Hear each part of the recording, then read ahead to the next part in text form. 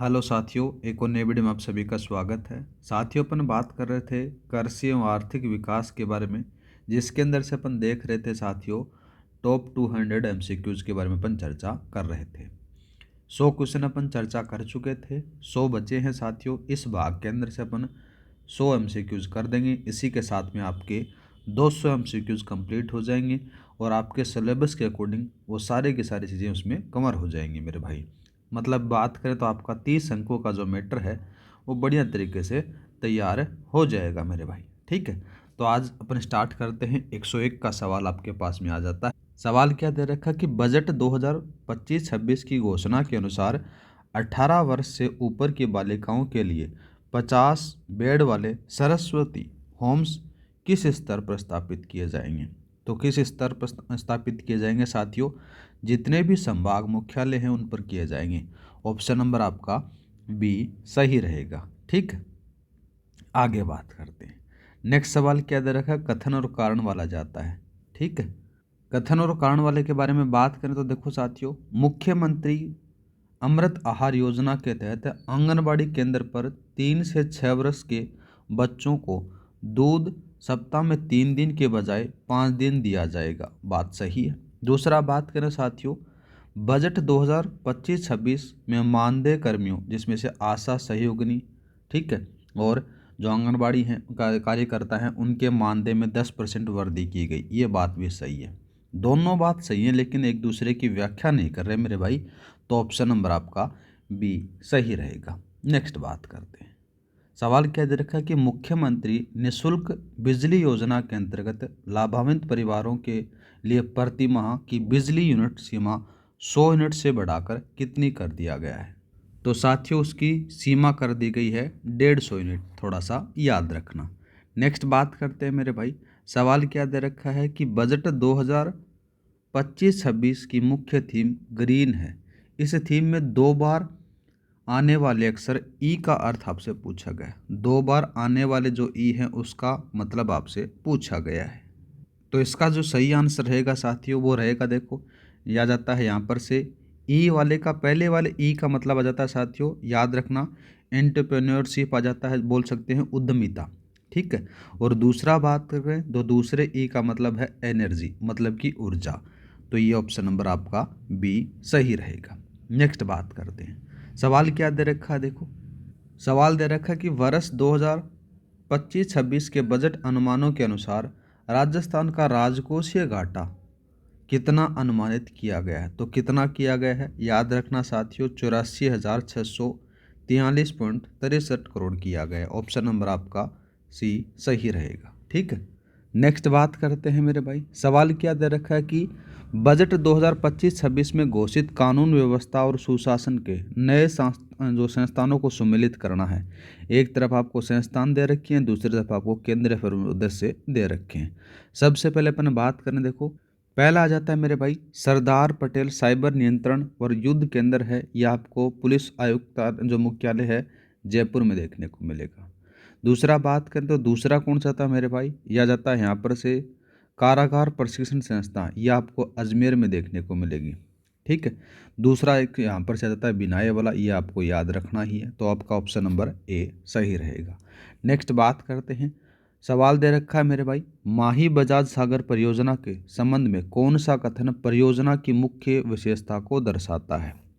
मुख्य विशेषता के बारे में अपन बात करें, देखो वो आ जाएगा मेरे भाई, यह राजस्थान का सबसे लंबा बांध 3109 मीटर है। ठीक है, यह आपकी मुख्य विशेषताओं के अंदर से बात हो रही है। तो साथियों ये तो जाखम, सबसे ऊंचा के बारे में बात करें तो जाखम बांध आपको देखने को मिलेगा। तो ये यहाँ पर से आ जाता है। नेक्स्ट बात करें, देखो साथियों दूसरा बात करते हैं। नाम आता देखो यहाँ पर सवाल दे रखा है कि परवन वरत बहुउद्देश्य सिंचाई परियोजना से राजस्थान के कौन से जिले लाभान्वित होते हैं। तो कौन से होते हैं मेरे भाई, इसमें से झालावाड़, कोटा और बारां होते हैं। ये जिले आपको देखने को मिल जाते हैं। ठीक है, आगे बात करते हैं मेरे भाई। सवाल दे रखा है कि जाखम परियोजना के संबंध में सही कथन को चुनना है। ठीक है, पहला बात करते हैं, इसका शिलान्यास इंदिरा गांधी ने किया था। यह सबसे लंबा बांध है। बात देखो यहाँ पर से क्या बात हो रही है, किस संबंध में सही कथन को चुनना है अपने को। ठीक है, दूसरा बात करें देखो साथियों यहाँ पर दूसरा इसका सही कथन है यह 81 मीटर ऊंचा है, जाखम नदी पर स्थित है, जिसका निर्माण जनजातीय उपयोजना के तहत किया गया। ऑप्शन नंबर आपका बी यहाँ पर से एकदम सही रहेगा। नेक्स्ट बात करते हैं, सम्मिलित करने वाला आ जाता है साथियों, एक तरफ तथ्य आ जाते हैं, दूसरी तरफ आपको स्थान या फिर सहयोग आ जाता है। पहले बात करते हैं मेरे भाई, यहाँ पर से आपके पास में क्या दे रखा है उसके बारे में। ठीक है, पहला नाम क्या जाता है कि IGNP का नाम परिवर्तित के बारे में बात हो रही है। तो साथियों इसका जो नाम परिवर्तित किया जाता है 2 नवंबर 1984 को किया जाता है। ठीक है, दूसरा बात करते हैं, यहाँ पर चाहता है IMTI, बोल सकते हो कि सिंचाई प्रबंधन और प्रशिक्षण संस्था कोटा की जो स्थापना होती है वो अमेरिका के द्वारा होती है। ठीक बात है। दूसरा आ जाता है साथियों कि भूमिगत जल बोर्ड का जो मुख्यालय वो आपको जोधपुर में देखने को मिल जाता है। सीधी सी बात आ जाती है, पहला, दूसरा और तीसरा।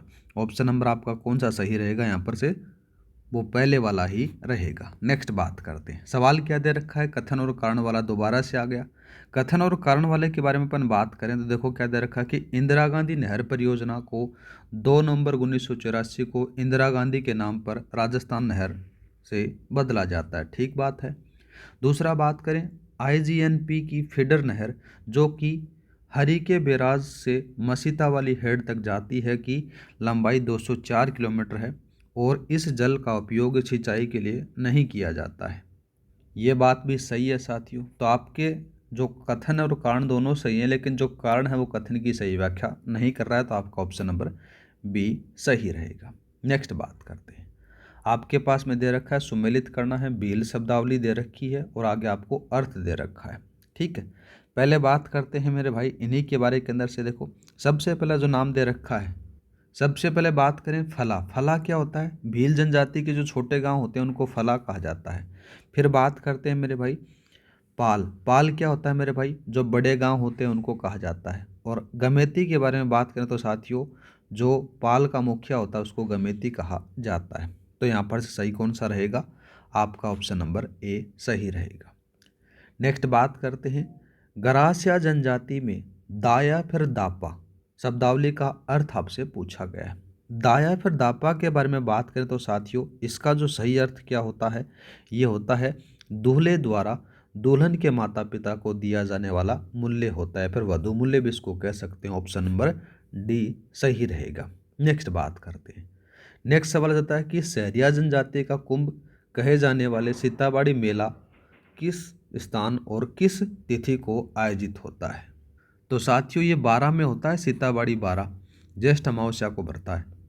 नेक्स्ट बात करते हैं, सवाल क्या दे रखा है कि भील जनजाति में केसरिया नाथ जी काला जी की कसम खाने के संदर्भ में निम्नलिखित में से कौन सा कथन सही है, वो बात हो रही है। तो साथियों इसका जो सही आंसर रहेगा वे हरी केसर का पानी पीकर कभी भी झूठ नहीं बोलते। ऑप्शन नंबर बी सही रहेगा। नेक्स्ट बात करते हैं, कथन और कारण वाला सवाल आपके पास में दे रखा है मेरे भाई। कथन और कारण वाले के बारे में अपन बात करें, देखो दे रखा है, देखो साथियों भील जनजाति में हर या फिर मोगी उसे सम्मानित व्यक्ति की मृत्यु पर बने स्मारकों को कहा जाता है जिसकी कसम खाकर वे झूठ नहीं बोलते। बात यहाँ पर से साथियों गलत आती है, वो केसरियानाथ जी की कसम खाकर झूठ नहीं बोलते हैं। ठीक है, तो दूसरा बात करते हैं, भील जनजाति का युद्धकालीन रणघोष फायरे फायरे होता है और ये राजस्थान की दूसरी सबसे बड़ी जनजाति है। ये बात एकदम सही है मेरे भाई। तो यहाँ पर से कथन है वो कौन सा है, ये गलत आ जाता है, और लेकिन जो कारण है वो सही आ जाता है। तो यहीं पर आपका ऑप्शन नंबर डी सही रहता है। नेक्स्ट बात करते हैं, नेक्स्ट सवाल दे रखा कि दिसंबर 2024 तक राजस्थान की कुल अधिष्ठापित ऊर्जा क्षमता कोयला जल गैस से बनने वाली राज्य की स्वयं भागीदारी परियोजनाओं का योगदान कितना है। तो कितना जाता है मेरे भाई, 9474.79 मेगावाट। ऑप्शन नंबर आपका सी सही रहेगा। नेक्स्ट बात करते हैं मेरे भाई, सवाल दे रखा है कि राजस्थान का कौन सा तापीय विद्युत स्टेशन बिटुमिनस कोयले पर आधारित राज्य की एकमात्र परियोजना है जिसकी स्थापना 1978 में हुई थी। तो कौन सा आ जाता है मेरे भाई, इसके बारे में अपन बात करें तो वो सही आंसर आएगा यहाँ पर से कोटा वाला, Kota super thermal power station आएगा। ठीक है, नेक्स्ट बात करते हैं मेरे भाई, कथन और कारण वाला दोबारा से सवाल आ जाता है। कथन के बारे में बात करें तो दिसंबर 2024 तक राजस्थान की कुल अधिष्ठापित ऊर्जा क्षमता कितनी बता रखी है? 26,325.19 मेगावाट में। नवीनीकरण ऊर्जा में बात करें तो पवन, सौर, बायोमास का जो योगदान है वो 37.09% से अधिक है। ठीक है, ये बात सही है। दूसरा बात करें मेरे भाई, पवन ऊर्जा उत्पादन में राजस्थान का राष्ट्रीय स्तर पर 5वां स्थान है, जबकि सौर ऊर्जा में प्रथम स्थान है। बात ये भी सही है साथियों, लेकिन जो कारण अवकथन की सही व्याख्या नहीं कर रहा है, तो आपका ऑप्शन नंबर बी सही रहेगा। नेक्स्ट बात करते हैं, आपके पास में ताप विद्युत परियोजनाएं दे रखी हैं और आगे उनके ज़िले दे रखे हैं और आपको सम्मिलित करना है। पहला बात करते हैं, देखो साथियों, पहला जाता है मेरे भाई, कौन सा आता है? भादरेस लिग्नाइट सुपर थर्मल पावर। ये कहाँ पर है मेरे भाई? ये बाड़मेर में आपको देखने को मिलेगा। दूसरा बात करते हैं, दूसरा कौन सा जाता है? Suratgarh super thermal power station है। ये आपको कहाँ पर से देखने को मिलेगा? नाम याद रखना, गंगानगर में देखने को मिलेगा, ठुकराना गांव के अंदर से। दूसरा बात करते हैं, नाम आता है छबड़ा थर्मल पावर स्टेशन। ये आपको मोतीपुरा 12 में देखने को मिल जाएगा। तो आपका ऑप्शन नंबर ए सही रहेगा। नेक्स्ट बात करते हैं, आपके पास में सवाल दे रखा कि 73वें संविधान संशोधन के तहत प्रत्येक राज्य में पंचायती राज संस्थाओं के चुनाव निष्पक्ष और समय पर संपन्न कराने की जिम्मेदारी किस संवैधानिक निकाय की है? तो साथियों, ये आ जाती है राज्य निर्वाचन आयोग की, जो 243 के अंतर्गत आपको देखने को मिलेगा। नेक्स्ट बात करते हैं, राज्य निर्वाचन आयुक्त की नियुक्ति किसके द्वारा की जाती है और उसका मुख्य कार्य क्या होता है? राज्य निर्वाचन आयोग के बारे में अपन बात करें तो देखो साथियों, इसका राज्यपाल के द्वारा होती है इसकी नियुक्ति, और इसका जो काम होता है वो पंचायत चुनाव संपन्न करवाना होता है। ऑप्शन नंबर आपका बी सही रहेगा। नेक्स्ट बात करते हैं मेरे भाई, कथन और कारण वाला सवाल आपके पास में दे रखा है। कथन और कारण वाले के बारे में अपन बात करें तो देखो साथियों, पंचायती राज संस्थाओं में महिलाओं के लिए आरक्षण 2010 से 1/3 33% से बढ़ाकर 50% कर दिया। ठीक बात आती है। दूसरा बात करें तो अनुसूचित जाति, अनुसूचित जनजाति और अन्य पिछड़ा वर्ग के लिए आरक्षण उसकी जनसंख्या अनुपात में प्रदान किया जाता है। ये बात भी सही है, लेकिन जो कारण है वो कथन की व्याख्या नहीं कर रहा है, तो ऑप्शन नंबर आपका बी सही रहेगा। नेक्स्ट बात करते हैं, पंचायत समिति के पदाधिकारियों के त्यागपत्र गंतव्य को सम्मिलित करना है कि त्यागपत्र किसको कौन देता है, उसके बारे में बात हो रही है मेरे भाई। तो सबसे पहले अपन बात करें, देखो साथियों, यहाँ पर से कौन किसको देगा? तो जो प्रधान होता है साथियों, वो किसको देगा मेरे भाई? ये जिला प्रमुख को देगा। और उप प्रधान के बारे में बात करें तो प्रधान को देता है, और पंचायत समिति के जो सदस्य होते हैं वो प्रधान को देते हैं। तो आपका ऑप्शन नंबर डी सही रहेगा। नेक्स्ट बात करते हैं मेरे भाई, सवाल दे रखा कि पंचायती राज संस्थाओं की वित्तीय स्थिति को सुदृढ़ करने के उद्देश्य से प्रत्येक 5 वर्ष में राज्य वित्त आयोग के गठन का प्रावधान किस अनुच्छेद में है? ऐसे सवाल भी आएंगे, याद रखना है। तो साथियों, यह आ जाता है अनुच्छेद 243 आई में आपको देखने को मिल जाता है। इसके तहत क्या होता है कि राज्यपाल द्वारा हर 5 वर्ष में राज्य वित्त आयोग का गठन किया जाता है, जिसका मुख्य उद्देश्य पंचायतों की वित्तीय स्थिति को सुदृढ़ करना और वित्तीय संसाधनों की उपलब्धता सुनिश्चित करना आपको देखने को मिल जाता है।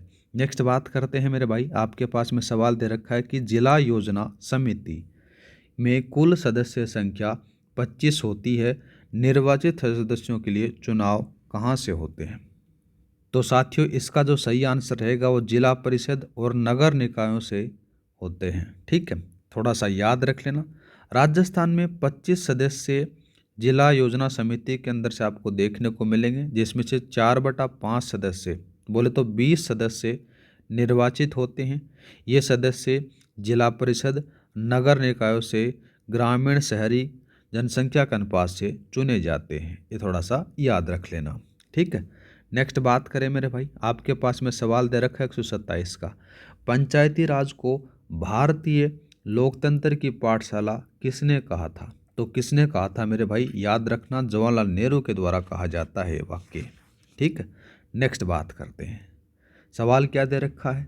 सवाल दे रखा है कि सहकारी आंदोलन का ऐतिहासिक विकास राजस्थान में कब और कहाँ से प्रारंभ होता है? तो मेरे भाई, ये अजमेर से होता है और 1904 से होता है। ऑप्शन नंबर आपका बी सही रहेगा। ठीक है, और अगर रियासतों के बारे में बात कर ली जाए तो साथियों पहला सहकारी अधिनियम 1915 में भरतपुर में लागू होता है। ठीक है, नेक्स्ट बात करते हैं। नेक्स्ट सवाल क्या दे रखा है कि राजस्थान में सहकारी बैंकों की त्रिस्तरीय संरचना के अंतर्गत जिला स्तर पर कौन सा बैंक कार्यरत है? तो वो कौन सा जाता है मेरे भाई? याद रखना, वो आता है केंद्रीय सहकारी बैंक, आपको देखने को मिल जाता है। सबसे ऊंचे वाले स्तर पर बात करें तो मेरे भाई कौन सा देखने को मिलेगा? शीर्ष स्तर पर मिलेगा आपको राजस्थान राज्य सहकारी बैंक, बोले तो अपेक्स बैंक।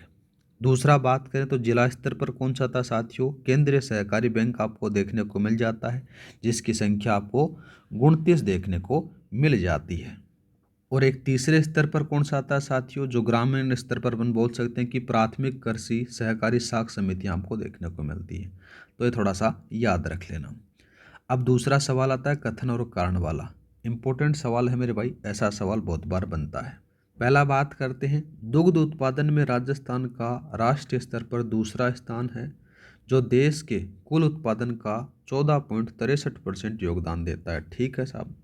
दूसरा बात करें, दुग्ध उत्पादन में सर्वाधिक योगदान देने वाला जिला जयपुर है, जबकि सबसे कम योगदान जैसलमेर का है। ये बात भी सही है, याद रखना है मेरे भाई।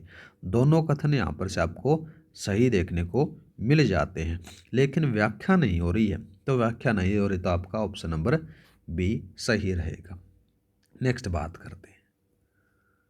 नेक्स्ट सवाल दे रखा है कि सहकारी ऋण योजनाओं को उनके उद्देश्यों से सम्मिलित करना है। एक तरफ योजना दे रखी है और दूसरी तरफ उसका उद्देश्य दिया गया है। पहला बात करें मेरे भाई, स्वरोजगार क्रेडिट कार्ड योजना। इसके अंदर से आपको क्या देखने को मिलेगा? जिसमें से आपको देखने को मिलेगा गैर कृषि गतिविधियों हेतु 50,000 तक का ऋण आपको देखने को मिलेगा। तो यहाँ पर से आपका इसमें आ जाता है। दूसरा बात करें महिला विकास ऋण योजना 2020 के बारे में अपन बात करें तो इसके अंदर से गैर कृषि कार्य में आपको देखने को मिलेगा, जिसमें से डेयरी चूड़ी बर्तनी आपको देखने को मिल जाती है। ठीक है, तो ये यहाँ पर से आ जाता है।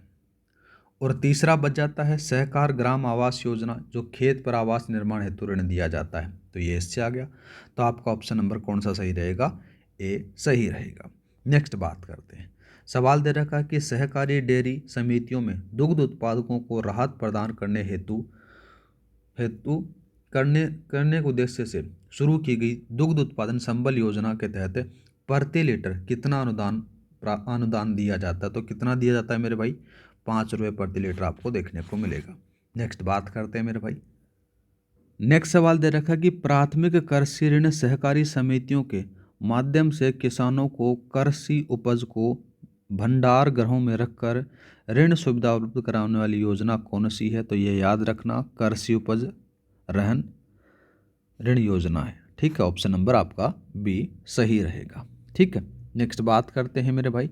यहाँ पर से आपको देखने को मिलेगा, सवाल दे रखा है, निम्नलिखित में से कौन सा खनिज सीसा जस्ता अयस्क का उत्पादन करता है, जिसमें से राजस्थान का राष्ट्रीय स्तर पर एकमात्र उत्पादक राज्य का स्थान है? वो आ जाता है मेरे भाई वोलास्टोनाइट आपको देखने को मिलेगा। ठीक है, नेक्स्ट बात करते हैं। यहाँ पर से आपके पास में सवाल दे रखा है कि भारत के कुल कच्चे तेल उत्पादन में राजस्थान का योगदान प्रतिशत आपसे पूछा जा रहा है। तो कितना है? 14.95% है।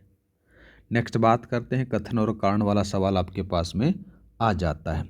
तो इसके अंदर से साथियों आपको क्या देखने को मिलेगा कि आर्थिक समीक्षा 2024-25 के अनुसार उद्योग क्षेत्र GSVA में खनन एवं उत्खनन उपक्षेत्र का योगदान 12.15 है, जो सेवा क्षेत्र के योगदान 45.92% से काफ़ी कम है। ठीक बात है साहब, ये बात सही है। दूसरा बात करें तो खनन और उत्खनन में वृद्धि दर 3.59%, निर्माण में 8.60% और विनिर्माण में 4.68% की तुलना में न्यूनतम है, जो इन क्षेत्रों से कम योगदान का मुख्य कारण है। ये बात भी सही है और ये कारण है, इसकी सही व्याख्या कर रहा है। तो ऑप्शन नंबर आपका ए सही रहेगा। नेक्स्ट बात करते हैं।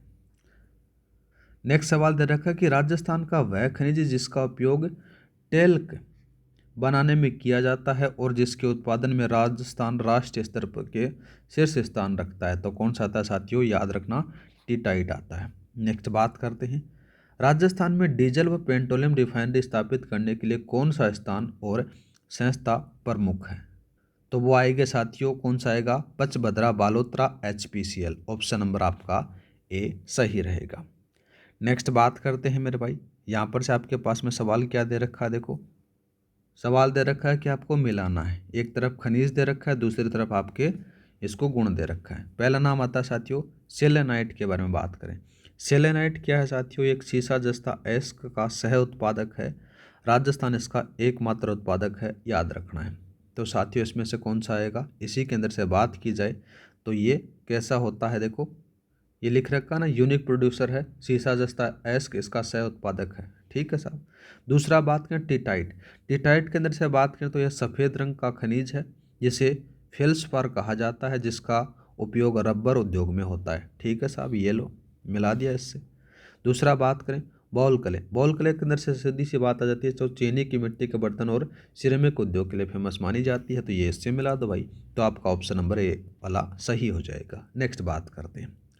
नेक्स्ट सवाल दे रखा है कथन और कारण वाला।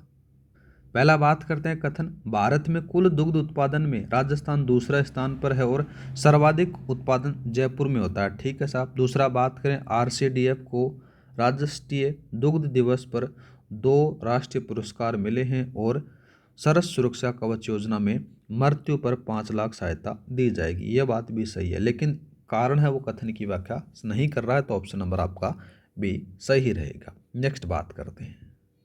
सवाल दे रखा है बजट 2025-26 की थीम ग्रीन में एन का अर्थ आपसे पूछा गया है। तो एन का अर्थ क्या जाता है साथियों, तो याद रखना न्यू डायमेंशन आपको देखने को मिलेगी। ऑप्शन नंबर आपका बी सही रहेगा। नेक्स्ट बात करते हैं मेरे भाई, आपके पास में सवाल दे रखा कि बजट 2025-26 के अनुसार मुख्यमंत्री निःशुल्क बिजली योजना के अंतर्गत प्रति माह बिजली यूनिट की सीमा 100 यूनिट से बढ़ाकर 150 यूनिट करने के अतिरिक्त है। किस प्रकार के परिवारों को सोलर प्लांट उपलब्ध करवाने की घोषणा की गई है। तो साथियों जो लाभान्वित परिवार हैं उनके लिए घोषणा की गई है। नेक्स्ट बात करते हैं साथियों, कथन और कारण वाला सवाल आपके पास में दोबारा से आ जाता है। ऐसे मैंने बहुत सारे क्वेश्चन रखे हैं जिससे आपकी तैयारी बढ़िया तरीके से हो जाए। कथन और कारण वाले हार्ड क्वेश्चन भी देखने को अपन मिलेंगे और मिलान वाले भी आपको देखने को मिल जाते हैं। सारा का सारा रिवीजन हो जाए आपका 30 नंबर का, वो सारे क्वेश्चन मैंने यहाँ पर रखे हैं। तो बात करें 143 के सवाल के बारे में, तो देखो साथियों कथन दे रखा कि बजट 2025-26 के अनुसार इंदिरा गांधी शहरी रोजगार गारंटी योजना में रोजगार को 100 दिन से बढ़ाकर 125 दिन प्रति वर्ष कर दिया। ठीक है साहब। दूसरा बात करें शहरी क्षेत्र में ज़रूरतमंद युवाओं को स्वरोजगार हेतु बिना ब्याज और बिना गारंटी के 50,000 तक ऋण उपलब्ध करवाने के लिए इंदिरा गांधी शहरी क्रेडिट कार्ड योजना 2021 में शुरुआत होती है। ठीक बात है, दोनों सही हैं साथियों, लेकिन जो कारण है वो कथन की व्याख्या क्या नहीं कर रहा है मेरे भाई, यहाँ पर से नहीं कर रहा है। तो आपका ऑप्शन नंबर बी सही रहेगा। नेक्स्ट बात करते हैं। अब आपके पास में दोबारा से मिलाने वाला आ गया। एक तरफ आपको प्रावधान दे रखे हैं, दूसरी तरफ आपको उद्देश्य दे रखे हैं। पहला बात करते हैं मुख्यमंत्री अमृत आहार योजना। इसके अंदर से साथियों 3 से 6 वर्ष तक के बच्चों को सप्ताह में 5 दिन दूध मिलेगा। ठीक है साहब। दूसरा मेष भत्ता बात करें तो साथियों कितना हो गया, 3200 रुपये प्रतिमाह हो जाता है। और रानी लक्ष्मीबाई के अंदर है साथियों, ये ब्लॉक स्तर पर यहाँ पर से खोले जाएंगे आत्मरक्षा के लिए। तो पहला दूसरा तीसरा मिला दो, ऑप्शन नंबर आपका ए सही रहेगा। नेक्स्ट बात करते हैं। सवाल दे रखा कि मानदेय कर्मियों जिसमें से मिनी आंगनबाड़ी आशा सहयोगिनी के मानदेय में बजट 2025-26 के अनुसार कितने प्रतिशत वृद्धि की गई, तो 10% की वृद्धि की जाती है। दोबारा से सवाल रिपीट हो जाता है। नेक्स्ट बात करते हैं मेरे भाई, बजट 2025-26 में जल जीवन मिशन JJM की समय सीमा को बढ़ाकर कब तक के लिए निर्धारित कर दिया गया है, तो कब तक निर्धारित कर दिया गया है, 2028 तक कर दिया गया है। नेक्स्ट बात करते हैं मेरे भाई, निर्यात संवर्धन परिषद 2023-24 के अनुसार राजस्थान के कुल निर्यात में इंजीनियरिंग वस्तुओं का योगदान प्रतिशत कितना है। तो इंजीनियरिंग वस्तुओं के बारे में बात करें मेरे भाई, 19.82% आपको देखने को मिल जाता है। ठीक है। और सर्वाधिक योगदान इन्हीं का है, याद रखना। और इसके बाद में जो नाम आता है वो रत्न आभूषणों का आता है मेरे भाई। किसका नाम आता है, रत्न आभूषण का, जो कितना परसेंट बता रखा है, ये 13.36% आ जाता है। धातुओं के बारे में अपन बात करें तो साथियों 11.78% आपको देखने को मिलेगा। ये क्या आएंगे साथियों, धातुएं। ठीक है। और बात करें कपड़ा, ये कपड़ा जाता है मेरे भाई, कितना जाता है, कपड़े का हिस्सा जाता है यहाँ पर से। नेक्स्ट बात करते हैं, आपके पास में सवाल क्या दे रखा है कि सूक्ष्म, लघु और मध्यम एमएसएमई की नवीनतम परिभाषा 1 जुलाई 2020 के अनुसार एक लघु उद्यम के निवेश और टर्नओवर की अधिकतम सीमा क्या है। तो साथियों, निवेश के बारे में अपन बात करें, या तो 10 लाख रुपया पर 10 लाख से ज़्यादा आपको देखने को मिल जाता है, ठीक है। और इसका जो टर्नओवर है वो साथियों आपको कितना देखने को मिलेगा, यहाँ पर से आपको देखने को मिलेगा 50 लाख या फिर 50 लाख से अधिक। ऑप्शन नंबर आपका बी सही रहेगा। नेक्स्ट बात करते हैं, कथन और कारण वाला दोबारा से सवाल आ जाता है। कथन और कारण वाले के बारे में अपन बात करें तो देखो क्या दे रखा है, सवाल दे रखा है, देखो राजस्थान एमएसएमई अधिनियम 2019 के तहत एमएसएमई इकाइयों को पावती प्रमाण पत्र जारी होने पर 5 साल तक निरीक्षण और अनुमोदन की छूट मिलती है, ठीक है साहब, सही बात है। दूसरा बात करें, रिक को लघु उद्योगों के बजाय केवल वृहद और मध्यम उद्योगों को आर्थिक सहायता और औद्योगिक क्षेत्र विकास जैसी आधारभूत सुविधाएं उपलब्ध करवाता है। बात साथियों यहाँ पर से गलत आती है। गलत क्यों आती है, क्योंकि रिको तो तीनों को प्रोवाइड करवाता है चीज़ें, तो इसलिए ये गलत आती है। तो आपका जो सही आंसर रहेगा वो सी रहेगा, कथन ए सही है और कारण आर गलत है। नेक्स्ट बात करते हैं मेरे भाई, औद्योगिक विकास हेतु स्थापित संस्थाओं और उनके प्रमुख कार्यों को सम्मिलित करना है। एक तरफ आपको संस्था दे रखी है और दूसरी तरफ आपको मुख्य कार्य दे रखे हैं। पहला बात करते हैं आरएफसी, बोले तो राजस्थान वित्त निगम की नाम आता है साथियों संपेश योजना। संपेश योजना के अंदर से साथियों क्या नाम आता है, ये देखो इसमें से आ जाता है जो सेवानिवृत्त सैनिकों को स्वरोजगार हेतु ऋण दिया जाता है इससे, ठीक है। दूसरा बात करते हैं, देखो साथियों नाम आता है राजसिको। राजसिको के बारे में बात करें, राजस्थान लघु उद्योग निगम के बारे में बात करें तो साथियों लघु उद्योगों को वित्तीय सहायता और कच्चा माल और विपणन सुविधाएं उपलब्ध करवाना आपको देखने को मिलेगा। नेक्स्ट बात करते हैं साथियों रीति के बारे में, Rajasthan institute for transformation and innovation आपको देखने को मिलेगा, जिसका विजन आपको देखने को मिलेगा नीति निर्धारण हेतु विजन 2047 का निर्माण करना, ये इससे मिल जाता है। तो पहला, दूसरा, तीसरा ऑप्शन नंबर आपका ए सही रहेगा। नेक्स्ट बात करते हैं मेरे भाई, सवाल दे रखा कि राजस्थान में निर्यात संवर्धन औद्योगिक पार्क इपिक पार्क कहाँ स्थापित नहीं किया गया है। तो कहाँ पर स्थापित नहीं किया गया मेरे भाई, इसी के बारे में अपन बात, तो वही आ जाता है बासनी जोधपुर में स्थापित नहीं किया गया। बात करें देखो साथियों इपिक पार्क के अंदर से सीतापुरा जयपुर के अंदर से 1997 के अंदर से स्थापित किया जाता है। बाद में बोरानाड़ा जोधपुर में, नीमराणा कोटपुतली बरूड में स्थापित किया गया है, ये थोड़ा सा याद रखना। दूसरा बात करते हो साथियों बासनी जोधपुर में क्या है, तो ये याद रखना आईसीडी इनलैंड कंटेनर डिपो आपको देखने को मिल जाता है साथियों, जो राजसिको के द्वारा संचालित है, ठीक है। कौन चाहता है, इनलैंड कंटेनर डिपो, ठीक है, ये थोड़ा सा याद रखना है। नेक्स्ट बात करते हैं मेरे भाई, सवाल क्या दे रखा है, देखो 152 का सवाल दे रखा कि नमक उत्पादन में राजस्थान का राष्ट्रीय स्तर पर कौन सा स्थान है और देश का सबसे बड़ा आंतरिक नमक स्रोत कौन सा है। तो साथियों सबसे पहले बात करें, दूसरा स्थान आपको देखने को मिलेगा और स्रोत के बारे में बात करें तो सांबर झील है, ऑप्शन नंबर आपका बी सही रहेगा, ठीक है। नेक्स्ट बात करते हैं मेरे भाई, सवाल क्या दे रखा है, निम्नलिखित में से कौन सा खनिज जिसके उत्पादन में राजस्थान शीर्ष स्थान रखता है का उपयोग चीनी मिट्टी के बर्तनों और सिरेमिक उद्योग में होता है। तो वो कौन सा है मेरे भाई, बॉल कले आपको देखने को मिल जाता है। नेक्स्ट बात करते हैं, सवाल दे रखा है 154 का, भारत के कुल कच्चे तेल उत्पादन में राजस्थान का योगदान आपसे पूछ रहा है। तो कितना बताना है मेरे भाई, 14.95% बताना है, याद रखना है, ठीक है। और दूसरा बात करें, देखो साथियों आपके पास में सवाल दे रखा है 155 का। 155 के सवाल के अंदर से बात करें तो राजस्थान में वोल्टास्टोनाइट खनिज के उत्पादन में राष्ट्रीय स्तर पर राजस्थान का कौन सा स्थान है। तो सीधी सी बात है मेरे भाई, पहला स्थान ही आपको देखने को मिलेगा, एकमात्र उत्पादक देश राज्य है ये राजस्थान इसका।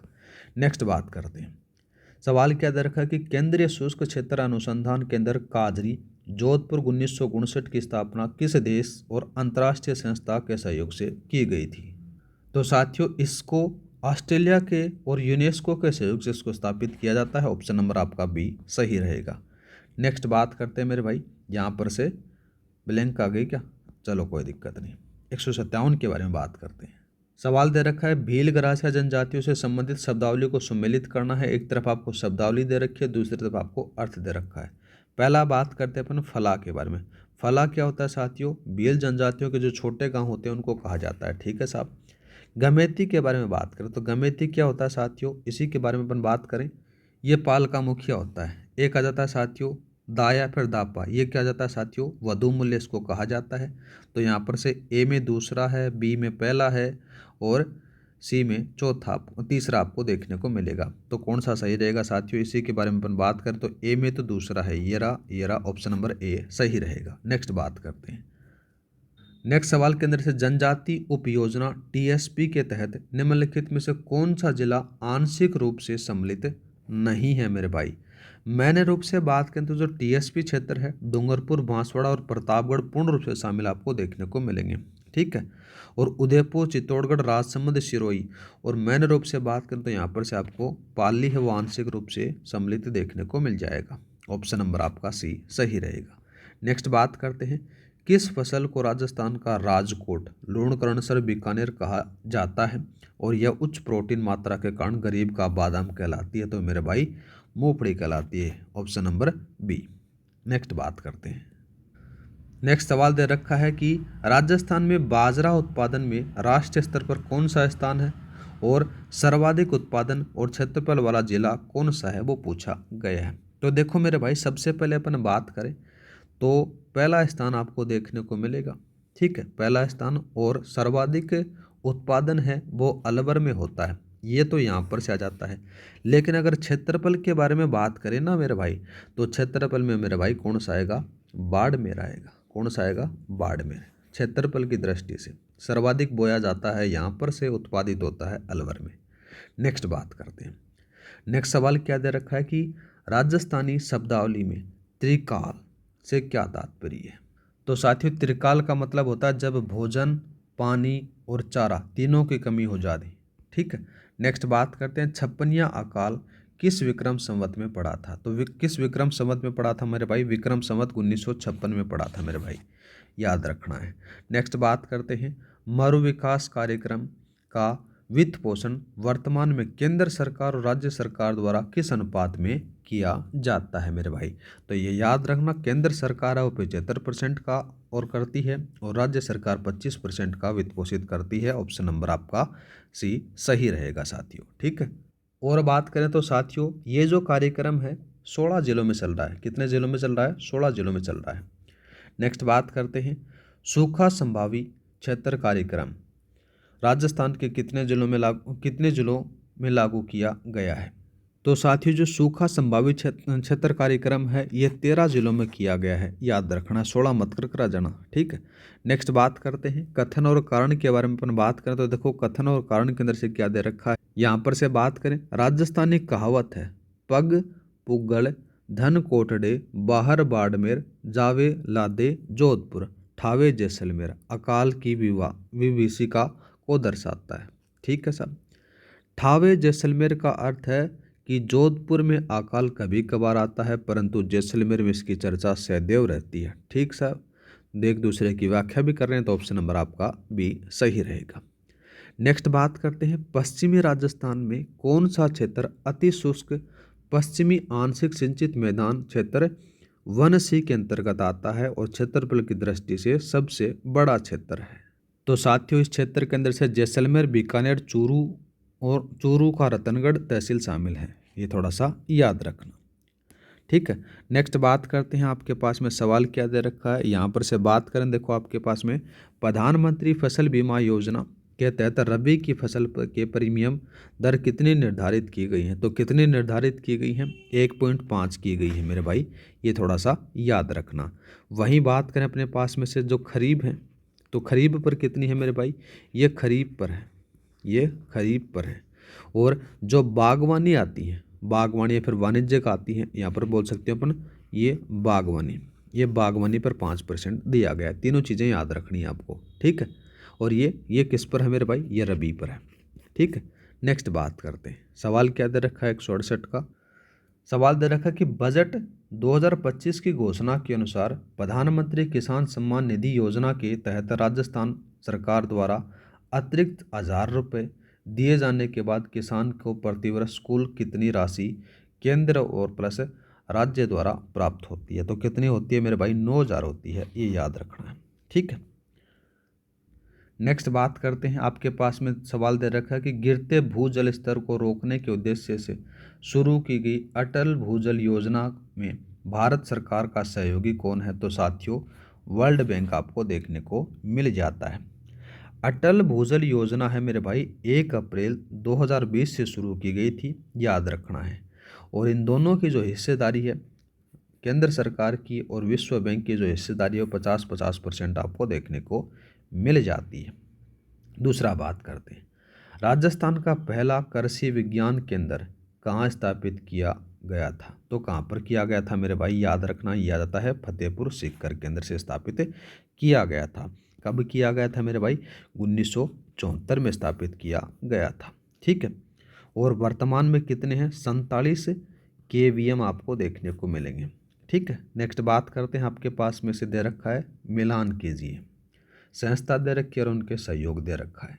पहला बात करते हैं काजरी जोधपुर। काजरी जोधपुर की जो स्थापना है मेरे भाई, ये ऑस्ट्रेलिया और यूनेस्को के सहयोग से होती है। दूसरा बात करें केंद्रीय कृषि फार्म सूरतगढ़ के बारे में अपन बात करें तो ये कनाडा के सहयोग से है। और केंद्रीय कृषि फार्म जेतसर ये रूस के सहयोग से आपको देखने को मिलेगी। ऑप्शन नंबर ए सही रहेगा। नेक्स्ट बात करते हैं, किस कृषि उत्पाद के लिए लूणकरणसर बीकानेर को राजस्थान का राजकोट कहा जाता है? तो दोबारा से क्वेश्चन आ गया मेरे भाई, मूंगफली के लिए कहा जाता है उसको। नेक्स्ट बात करते हैं। देखो, सवाल दे रखा है कि वर्ष 2024-25 में दलहन उत्पादन, कुल दलहन में राजस्थान का राष्ट्रीय स्तर पर कौन सा स्थान है? तो तीसरा स्थान है। ठीक है, ये थोड़ा सा याद रख लेना। नेक्स्ट बात करते हैं। आपके पास में सवाल क्या दे रखा है? 174 का सवाल दे रखा है कि राजस्थान का वह खनिज जिसके उत्पादन में राजस्थान का राष्ट्रीय स्तर पर एकमात्र उत्पादक राज्य यूनिक प्रोड्यूसर नहीं है परंतु शीर्ष उत्पादक राज्यों में शामिल है, तो वो कौन सा था साथियों? टी-टाइट आपको देखने को मिल जाता है। ठीक है, नेक्स्ट बात करते हैं मेरे भाई। सवाल दे रखा कि स्थिर कीमतों पर 2011-12 सकल जिला घरेलू उत्पाद DGDP की वार्षिक वृद्धि दर 2023-24 में किस जिले में सर्वाधिक रही है? तो मेरे भाई अलवर में रही है, याद रखना है।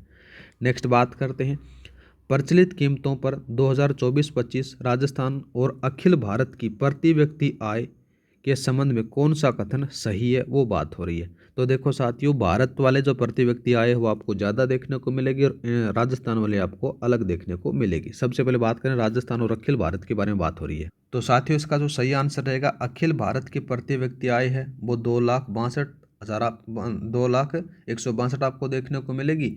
और वहीं बात करें राजस्थान की, आपको 1,85,053 आपको देखने को मिल जाती है। ऑप्शन नंबर आपका बी सही रहेगा। नेक्स्ट बात करते हैं मेरे भाई। आपके पास में सवाल क्या दे रखा है, स्थिर कीमतों पर 2011-12 कृषि और समृद्ध क्षेत्र के उप क्षेत्रों में वर्ष 2024-25 में न्यूनतम वार्षिक वृद्धि दर किस उप क्षेत्र में दर्ज की गई है? तो मेरे भाई ये वानिकी के अंदर से की गई है, याद रखना है। 3.76 आपके अंदर से आपको देखने को मिल जाता है। ठीक है, आगे बात करते हैं मेरे भाई। सवाल दे रखा है 178 का, इंदिरा गांधी शहरी क्रेडिट कार्ड योजना 2021 के तहत शहरी ज़रूरतमंदों युवाओं और स्ट्रीट वेंडरों के लिए न्यूनतम और अधिकतम आयु सीमा क्या निर्धारित की गई थी? तो कितनी निर्धारित की गई मेरे भाई? 18 से 40 कर दी गई है। ठीक है, इसके अंदर से साथियों आपको बिना कोई लोन के ब्याज मुक्त 50,000 रुपये का ऋण देकर आप अपना व्यापार स्टार्ट कर सकते हो। नेक्स्ट बात करते हैं, मुख्यमंत्री ग्रामीण रोजगार गारंटी योजना के तहत मनरेगा के 100 दिन पूरे होने पर सहरिया, खेरवा, खतौड़ी जनजातियों और विशेष योग्य जन श्रमिकों को कितने दिन अतिरिक्त रोजगार दिया जाता है? तो कितने दिन दिया जाता है साथियों? अगर 100 दिन पूरे हो जाते हैं उसके बाद में, अगर विशेष योग्यजन है, विशेष जनजाति से संबंधित रखते हैं तो वो आपको 100 दिन का रोजगार दिया जाएगा। अगर कोई सामान्य परिवार से संबंधित है तो उसको 25 दिन का दिया जाएगा।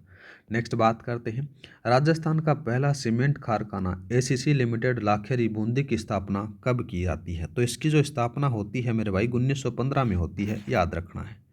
नेक्स्ट बात करते हैं, सवाल दे रखा है 181 का, आर्थिक समीक्षा 2024-25 के अनुसार प्रचलित कीमतों पर सकल राज्य मूल्य वर्धन GSVA में सेवा क्षेत्र का योगदान 21% है।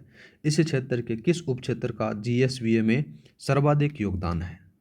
तो साथियों इसका जो सही आंसर रहेगा वो व्यापार, होटल और जलपान गृह में इसका सर्वाधिक योगदान देखने को मिलेगा। नेक्स्ट बात करते हैं, वर्ष 2024-25 के लिए प्रचलित कीमतों पर शुद्ध राज्य घरेलू उत्पाद अनुमानित कितना किया गया? तो कितना किया गया मेरे भाई, इसी के बारे में अपन बात करें तो याद रखना वो आपको मिलेगा 15,24,950 करोड़ आपको देखने को मिलेगा। ऑप्शन नंबर सी सही रहेगा। नेक्स्ट बात करते हैं मेरे भाई, सवाल दे रखा है 183 का। इसके अंदर से बात करें तो देखो, राष्ट्रीय दुग्ध दिवस पर राजस्थान सहकारी डेयरी फेडरेशन को 2 राष्ट्रीय पुरस्कार प्राप्त हुए। सरस सुरक्षा कवच योजना 8वें चरण में, और दुर्घटना के मृत्यु होने पर कितनी सहायता राशि दी जाएगी साथियों? 5 लाख रुपए दी जाएगी। नेक्स्ट बात करते हैं, देखो आपके पास में सवाल दे रखा है 184 का। सवाल है कि किस सहकारी योजना के तहत किसानों को अपने खेत पर आवास निर्माण के लिए 50 लाख तक का ऋण उपलब्ध करवाया जाता है? तो ये याद रखना साथियों, सहकार ग्राम आवास योजना के तहत उपलब्ध करवाया जाता है। नेक्स्ट बात करते हैं, जनजातीय और ग्रामीण क्षेत्रों में मछली पालन के लिए शुरू की गई आजीविका मॉडल परियोजना में निम्नलिखित में से कौन सी झील परियोजना शामिल नहीं है?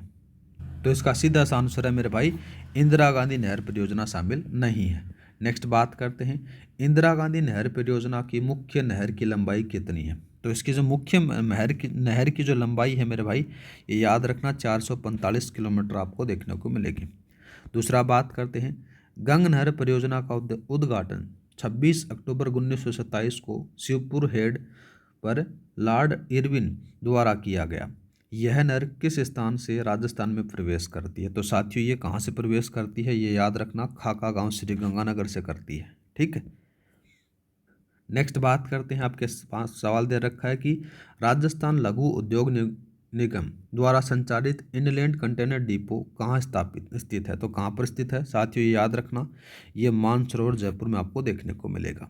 नेक्स्ट बात करते हैं, किस सूती वस्त्र मिल को राजस्थान की दूसरी सबसे बड़ी मील और आधुनिक तकनीक युक्त माना जाता है? तो कौन सी है मेरे भाई, इसी के बारे में अपन बात करें तो ये आ जाती है अजमेर वाली आएगी, जिसका नाम आ जाता है Aditya mills limited Kishangarh.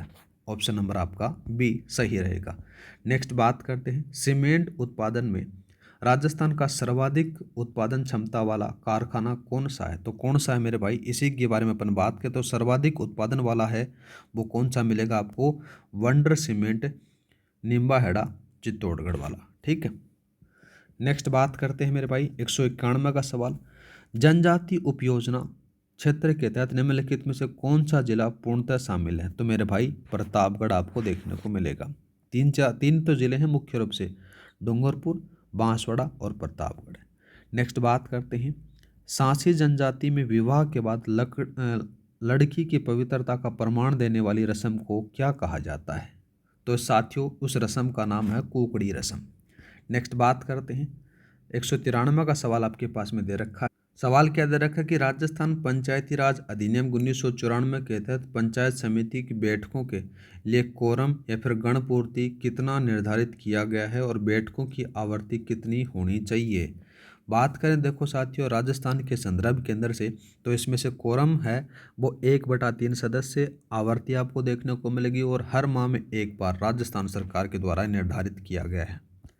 Next बात करते हैं, पंचायती राज संस्थाओं की वित्तीय स्थिति की समीक्षा के लिए प्रत्येक 5 वर्ष में राज्य वित्त आयोग का गठन किस अनुच्छेद के तहत किया जाता है? तो किस अनुच्छेद के तहत किया जाता है? याद रखना अनुच्छेद 243 आई के तहत किया जाता है। नेक्स्ट बात करते हैं, बजट 2025-26 की घोषणा के अनुसार आवासीय संस्थाओं में मेस भत्ता बढ़ाकर कितना प्रतिमाह कर दिया गया? तो कितना कर दिया गया मेरे भाई? 3250 कर दिया गया। ठीक है। आगे बात करते हैं मेरे भाई, सवाल क्या दे रखा है 196 का। सवाल दे रखा है कि गर्भवती महिलाओं को अतिरिक्त पोषण प्रदान करने हेतु बजट 2025-26 में किस योजना के तहत अंतिम 5 माह में न्यूट्री किट प्रदान करने का प्रावधान है? तो ये याद रखना, मुख्यमंत्री सुपोषण न्यूट्री किट योजना के तहत ये प्रावधान है। नेक्स्ट बात करते हैं, एमएसएमई की नवीनतम परिभाषा 1 जुलाई 2020 के अनुसार एक सूक्ष्म उद्यम के निवेश और टर्नओवर की अधिकतम सीमा क्या है? तो बात करें तो साथियों इसमें से निवेश की सीमा बात करें तो 1 करोड़ या फिर 1 करोड़ से ज़्यादा, टर्नओवर बात करें तो 5 करोड़ या फिर 5 करोड़ से ज़्यादा। ऑप्शन नंबर आपका ए सही रहेगा। नेक्स्ट बात करते हैं, दाबू प्रिंटिंग चित्तौड़गढ़ के विभिन्न प्रकारों में से सांगानेर और बगरू में किस सामग्री का दाबू या फिर लेई या फिर लुगदी का उपयोग किया जाता है? तो साथियों इसमें गेहूं के बिंदन का दाबू प्रयुक्त होता है। नेक्स्ट बात करते हैं 199 का, राजस्थान का पहला कृषि विज्ञान केंद्र कब और कहाँ स्थापित किया गया था? तो कहाँ पर किया गया था मेरे भाई? ये फतेहपुर में किया जाता है, फतेहपुर सीकर में 1974 के अंदर से। और इसी के साथ में अपन आज का लास्ट सवाल चर्चा करेंगे मेरे भाई, स्थिर कीमतों पर 2011-12 सकल जिला घरेलू उत्पाद में सर्वाधिक योगदान 2023-24 देने वाला जिला कौन सा है और उसकी वृद्धि दर कितनी रही है? तो वो साथियों वो जिला है जयपुर। ठीक है, और इसमें से कितनी रहा है? 1 लाख आ जाता है साथियों, 1,23,421 करोड़, और वृद्धि दर है वो मेरे भाई 10.77% रही है। और इसी के साथ में साथियों आपका कृषि एवं आर्थिक विकास वाला टॉप 200 MCQs अपने देख लिए साथियों। आपके सिलेबस के अनुसार सारे के सारे जो क्वेश्चन हैं वो यहाँ पर से मैंने कवर कर लिए, 2 पार्ट में मैंने करवाया है साथियों। प्लेलिस्ट में जाकर देख लेना, दोनों वीडियो आपको मिल जाएंगे। और साथ ही बात करें तो साथियों वीडियो वालों के लिए करंट अफेयर की भी श्रृंखला चला दी गई है, एक वीडियो आज डाल दिया गया है, उसको भी जाकर देख लेना, जिससे आपको करंट अफेयर की भी टेंशन खत्म हो जाए। ठीक है, अब इसके बाद में साथियों क्लास आएगी आपके पास में टॉप 100 MCQs की, जिसके अंदर से अपन कंप्यूटर के बारे में चर्चा करने वाले हैं साथियों। ठीक है, तो कंप्यूटर का डर है वो भी खत्म हो जाएगा और आपका रिवीजन भी बढ़िया तरीके से हो जाएगा। अगर आपको सचमुच में इस श्रृंखला में मज़ा आ रहा है तो थोड़ा सा चैनल को लाइक शेयर सब्सक्राइब किया करो साथियों, जिससे मेरे को मोटिवेशन मिलेगा, और मेरे को मोटिवेशन मिलेगा तो आपको क्लासेस कंटिन्यू मिलती रहेंगी मेरे भाई। क्लास की PDF फल आपको टेलीग्राम पर प्रोवाइड हो जाती है, टेलीग्राम का लिंक डिस्क्रिप्शन में डाला हुआ है साथियों। हर क्लास की PDF वहाँ पर से मिल जाती है। आज के लिए इतना ही। जय हिंद, जय भारत।